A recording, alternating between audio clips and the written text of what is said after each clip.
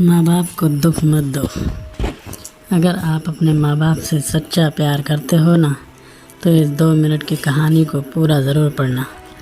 और अगर अंदर से एक आवाज़ आई तो ये कहानी अपने उन कमीने दोस्तों को ज़रूर शेयर करना, जो ज़िद करते हैं ख़ुद से अपनी सफलता के लिए नहीं, अपने माँ बाप से अपने शौक़ पूरे करने के लिए। एक लड़के ने अपने पिता से कहा, पापा मुझे नया मोबाइल चाहिए। पिता ने कहा, बेटा अभी कुछ वक्त रुक जा, फिर तुझे एक नया मोबाइल दिला दूँगा। बेटे ने कहा, आपके पास मेरे लिए कभी पैसे नहीं होते हैं, मेरे सब दोस्त अच्छे रहते हैं, किसी के पास कोई कमी नहीं है, केवल मेरे पास ही हर चीज़ की कमी होती है। अब आप बच्चे पैदा करना बेहद आसान है, लेकिन उन्हें पालना बेहद मुश्किल। जब आप मेरी ज़रूरत पूरी कर ही नहीं सकते तो क्या मतलब इस घर में रुकने का। मैं घर छोड़कर जा रहा हूँ। बेटा रुक जा, मेरी बात तो सुन, हम तुझे दिला देंगे। माता और पिता ने बेटे को रोकने और समझने की काफ़ी कोशिश की, लेकिन वो नहीं रुका। गुस्से में उसने बैग पैक किया और घर से निकल पड़ा। लेकिन घर से निकलते वक्त गलती से उसने अपने पिता की डायरी अपने बैग में डाल ली। पिता की आदत थी कि वो हमेशा डायरी लिखा करता था और उनकी डायरी को छूने की परमिशन किसी को भी नहीं थी। लड़का घर से काफ़ी दूर आ गया और थक कर बैठ गया। जब उसने वो डायरी देखी तो उसने सोचा, आखिर मिल ही गया ख़जाना। आज पता चल जाएगा कि मेरे पिताजी ने कहाँ कहाँ दौलत छुपा रखी है और उन्हें किन किन लोगों से पैसे लेने हैं, और सारा का सारा लेखा जोखा आज मुझे मिल जाएगा। बेटे को लगा इस डायरी में पिताजी की सारी लेन देन का हिसाब होगा। जैसे ही लड़के ने उस डायरी को पढ़ना शुरू किया, उसकी आंखों से आंसू बहने लगे। डायरी की शुरुआती पन्नों में बेटे को जो बाइक दिलाई थी उसका हिसाब लिखा था, जिसकी EMI पिताजी अभी तक चुका रहे थे। दूसरे पन्नों में उसके कॉलेज की फ़ीस और एडमिशन का कर्ज लिखा था कि इन लोगों को इतने पैसे वापस देने हैं। और सबसे आखिरी पन्ने पर लिखा था कि बेटे को अब मोबाइल दिलाना है। उसके लिए मुझे कौन कौन उधार दे सकता है, उन सभी लोगों के नाम लिखे हुए थे।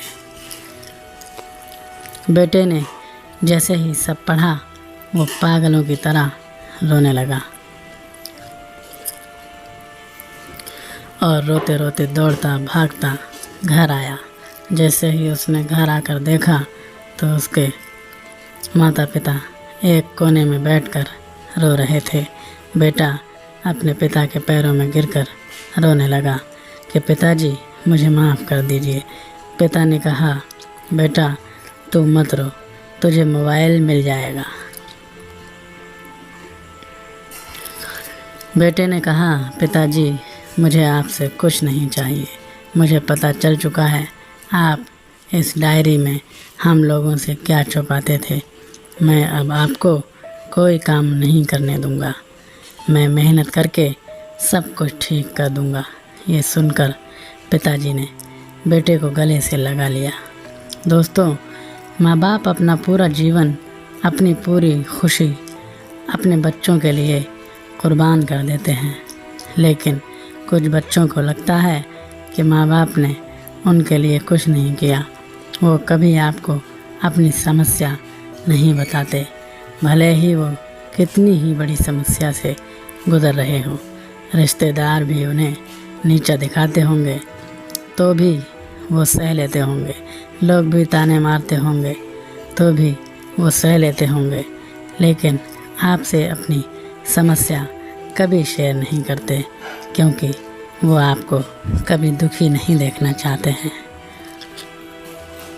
अब आपका फ़र्ज़ बनता है कि आप भी अपने माँ बाप को अच्छी तरह रखना और उन्हें सुख देना, ताकि वो भी अपने जीवन का बचा हुआ समय सुख में गुजार सके। यदि आप अभी भी नींद में सोए हो तो आप जाग जाइए और अपने शौक़ पूरे करने पर नहीं, अपना करियर बनाने पर ध्यान दीजिए। क्योंकि अगर आप अपने माँ बाप के रहते कुछ नहीं कर पाए तो बाद में आप सोने का महल भी बना लोगे ना, उसमें भी आपको नींद नहीं आएगी।